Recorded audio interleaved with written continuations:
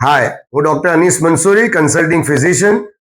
છેલ્લા 2-4 વર્ષમાં આપણે જોયું છે કે નાની ઉંમરના યુવાનોમાં અને ઇવન બાળકોમાં હૃદયરોગના કેસીસમાં ખૂબ વધારો જોવા મળ્યો છે.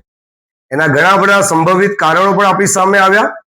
હાલમાં જ અમેરિકન કોલેજ ઓફ કાર્ડિયોલોજીએ એક સ્ટડી કર્યું, જેમાં એ તારણ નીકળ્યું કે જે યુવાનો, યુવક યુવતીઓ અને ઇવન નાના બાળકો મોબાઈલનો વધુ પડતો વપરાશ કરે છે, એટલે કે એક દિવસમાં 6 કલાકથી વધારે જો એમનું સ્ક્રીન ટાઈમ હોય તો એમનામાં હૃદયરોગનું જોખમ ખૂબ વધે છે.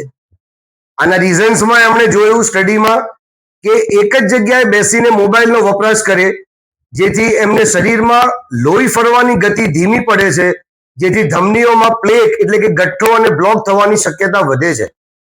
એક્સરસાઇઝની કમી, એક જ જગ્યાએ બેસીને મોબાઈલ વાપરવો, એનાથી એમનું વજન વધે છે અને મેદસ્વીપણું આવે છે. ઘણા બાળકોના યુવાનો મોબાઈલમાં એટલા મશગુલ હોય છે કે જમવાનો ટાઈમ મિસ કરી દે છે, અને ઘણા તો પેકેટ ફૂડ અને જંક ફૂડ તરફ પણ વળ્યા છે. આપણા શરીરમાં નોર્મલ ઊંઘ માટે મેલેટોનિન નામનું કેમિકલ જરૂરી છે. મોબાઈલમાંથી નીકળતી બ્લુ લાઇટ એ મેલેટોનિનના કામમાં અવરોધ ઊભો કરે છે, એટલે આવા યુવાનોને ઊંઘ પણ નોર્મલ આવતી નથી.